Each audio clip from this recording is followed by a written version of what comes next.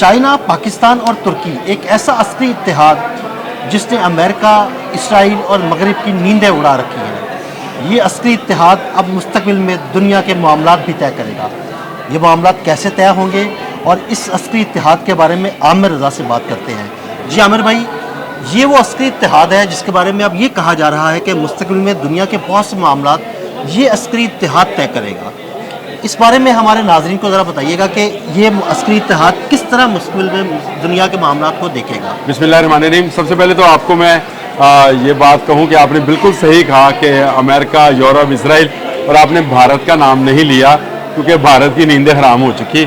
लंबे अरसे तक उनको नींद आने वाली अब नहीं है। जो उनके साथ हुआ है इस मई में 6-7 मई को जो शुरू की थी जंग उन्होंने, उसके 4 घंटों में जो उनके साथ हुआ और जो हो रहा है अब तक, और कल जब फील्ड मार्शल का ऐलान हुआ तो उसके बाद तो उनकी जो रही सही नींद थी वो भी गई, उड़ गई। यानी सबको पता है कि फील्ड मार्शल जो है वो कई एक फौजों का सलार होता है और ये सलार जो है इसके बारे में मैं बहुत पहले से पेशगोइयाँ कर रहा था, लेकिन शायद लोगों को समझ देर में आती है।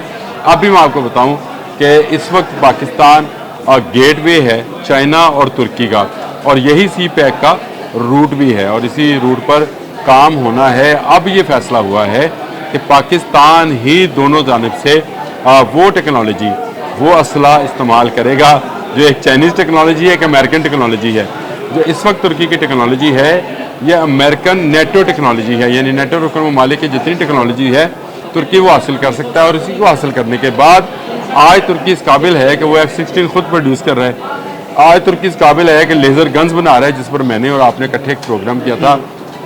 और तुर्की के ड्रोन्स का चर्चा दुनिया भर में फैला हुआ है। पाकिस्तान ने ये इंडो पाक जो वार हुई है इसी मई के महीने में, उसमें भी तुर्की के ड्रोन्स का इस्तेमाल किया है, जिसके बाद भारत जो है तुर्की का बाइकर तुर्की का एक ट्रेंड चला रहा है और ये ट्रेंड चलाते रहे।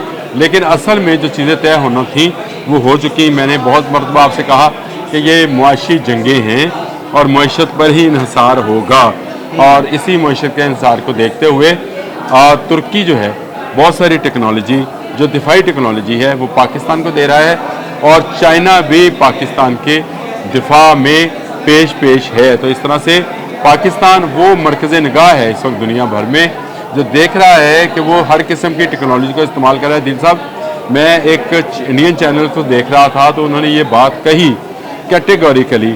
उन्होंने कहा हमें ये बात समझ नहीं आती कि दुनिया भर की जो असला साज फैक्ट्रियाँ हैं, क्या वो सारी की सारी रिसर्च सिर्फ एक पाकिस्तान को बचाने के लिए कर रही हैं। जो नया ड्रोन्स बन रहा है, जो नया मिसाइल बन रहा है, जो नई जहाज़ की टेक्नोलॉजी आ रही है, वो चाहे नेटो मालिक में से किसी के पास हो या चाइना के पास हो, घूम के चलकर कान को इधर से पकड़ कर इधर से पकड़ कर वो आती कहाँ पर है, वो पाकिस्तान है। और ये इसलिए उनके जहन में आ रही थी कि पाकिस्तान एक तरफ J-35 का मुआहदा कर रहा है चीन के साथ, और वहाँ पर वो अपने पायलट्स भेजकर उनकी ट्रेनिंग करा रहा है। दूसरी तरफ इस वक्त कान जो सबसे बड़ा प्रोजेक्ट है, 5th जनरेशन का जहाज़ है तुर्की का, उस पर भी पाकिस्तान शराकतदार है, और उसके बहुत सारी चीज़ें जो हैं वो पाकिस्तान में ही तैयार होंगी, और उसमें आज़रबाईजान को भी शामिल किया है।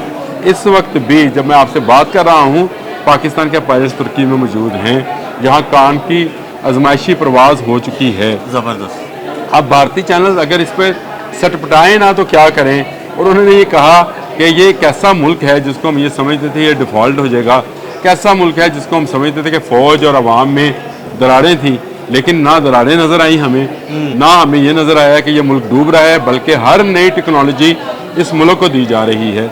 और वो जैसे मैंने जुमला बोला था कि लगता यूँ है कि पूरी दुनिया की टेक्नोलॉजी बनाने वाली, दिफाई टेक्नोलॉजी बनाने वाली कंपनीज जो हैं सिर्फ पाकिस्तान के लिए काम करे, तो ये कुदरत का इनाम है, कोई शक। अब आ जाएं, आपने जो असल बात की थी कि अमेरिका और इसराइल को क्यों ख़तरा है। अमेरिका को तो इस इकनॉमिक जोन से, जिसको हम सी पैक कहते हैं, उससे बहुत बड़ा ख़तरा है, क्योंकि वो दुनिया भर में डोनाल्ड ट्रंप अपने तजारती दोस्तों के साथ मिलकर तजारत पर कब्ज़ा करना चाहता था। उसकी नाकामी यही है कि अगर पाकिस्तान की ग्वादर की बंदरगाह, चाबहार की बंदरगाह, ये सारी जो हैं वो चाइना के कंट्रोल में चली जाती हैं, या जो कि आ भी रही हैं, और इसके साथ साथ तुर्की का वो रूट जो यूरोप तक जाता है, तो एक नया रास्ता तजारत के लिए चीन को मिलेगा। और चाइनीज़ जहाँ जाते हैं आपको पता है तजारत करते हैं। ऐसे ही पाकिस्तान को महफूज बनाने का मकसद भी उनका यही है कि इसकी तजारत को फ़रोग दिया जाए आने वाले वक्त में।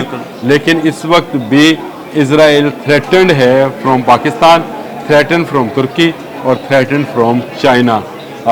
ये मेरा ख्याल है वक्त ज़्यादा हो गया, अगला भी लोग जब करेंगे इस पर खुलकर बात की जाएगी। बहुत शुक्रिया आमिर भाई। जी बिल्कुल, आमिर भाई ने बड़ी तफसील के साथ बताया कि किस तरह पाकिस्तान, चाइना और तुर्की पूरी दुनिया पर कब्ज़ा करने जा रहे हैं और अमेरिका, इसराइल, बरतानिया और ख़ासकर भारत इस सारे मामले से खौफज़दा हैं। अदील अहमद और आमिर रज़ा को इजाज़त दीजिएगा। अल्लाह हाफ़िज़।